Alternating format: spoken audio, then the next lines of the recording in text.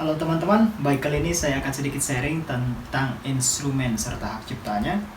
Well, hal ini actually bermula dari paper-paper yang saya review di Belitung Musing Journal. Jadi ketika saya baca banyak sekali kemungkinan teman-teman kita ini belum paham dalam penggunaan instrumen-instrumen yang notabene memiliki copyright. Sehingga mungkin banyak sekali yang tidak meminta izin dalam penggunaan instrumen, terutama di bidang social science ini dalam penggunaan survei instrumen atau kuesioner survei. Nah, apa yang terjadi ketika kita tidak minta izin? Let's check this out.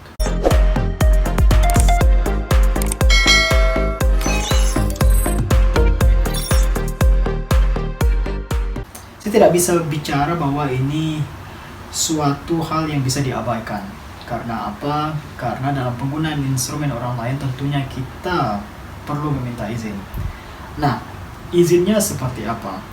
Di saat kita menggunakan instrumen orang lain, di situ tertulislah hak cipta ataupun copyright permissions. Jadi ada masing-masing copyright permissions. Ada yang sudah open access, yang sudah terupload di public domain, dan di situ tertulis bahwa copyright permission is not required.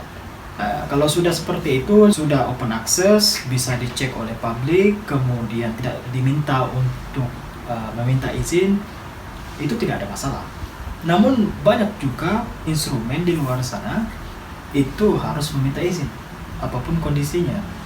Jadi jangan semena-mena kita menggunakan instrumen orang lain, walaupun cuma modifikasi sedikit, walaupun kita adapt, modify a little bit, kita perlu minta izin.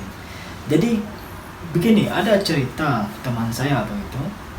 Jadi beliau ini menggunakan instrumen orang lain. Beliau coba untuk kontak si ownernya, si pemilik instrumen tersebut.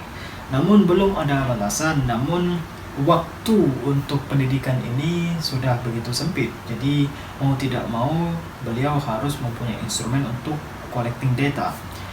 Nah, karena keterbatasan waktu, beliau tidak mendapat jawaban juga, sehingga beliau tetap menggunakan instrumen itu.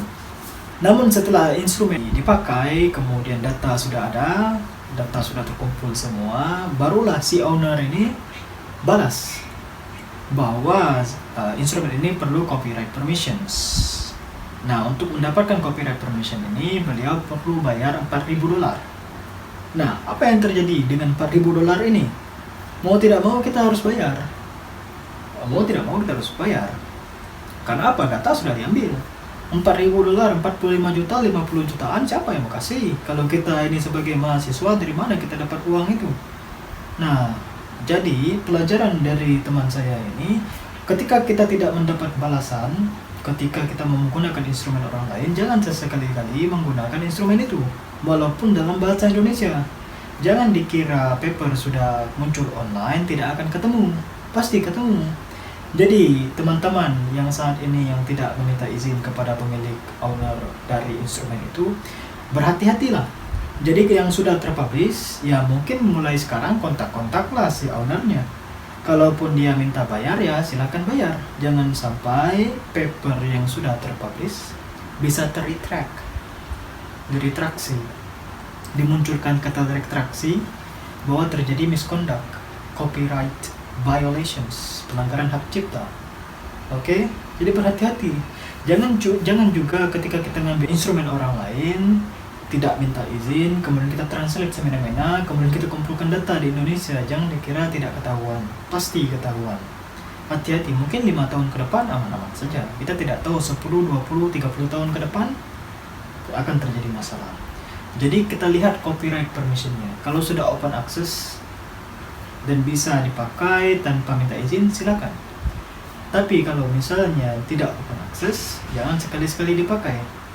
Nah, untuk copyright permission dalam penggunaan instrumen atau copyright permission untuk disimpan di appendix, tesis, skripsi, ataupun di disertasi, itu memiliki dua versi copyright request yang berbeda. Jadi kita harus minta izin pertama penggunaan instrumen. Jadi pengguna instrumen ini baik dimodifikasi, adopt, adapt, atau modify, itu harus dapat minta izin. Itu izin pertama. Izin kedua, kalau misalnya kita ingin simpan instrumen aslinya di disertasi kita, itu minta izin juga. Jadi dua versi, letter of permission. Jadi harus berhati-hati ketika kita menulis artikel di manuskrip. Jangan lupa juga sampaikan bahwa instrumen yang kita pakai ini sudah mendapat izin. Dia selalu minta seperti itu. Apapun kondisinya, ketika mereka submit ke Bulletin Nasional, saya harus sampaikan bahwa instrumen ini sudah dapat izin atau belum, dan mereka harus clearly state in the instrument part itu. Nah, jangan sampai terjadi conflict of interest, jangan sampai terjadi violations untuk kedepannya. Mungkin itu saja yang bisa saya sampaikan, terlepas dari pro dan kontra masalah instrumen ini. Berhati-hatilah dalam penggunaan instrumen orang lain. Mungkin itu saja yang bisa saya sampaikan. Terima kasih banyak.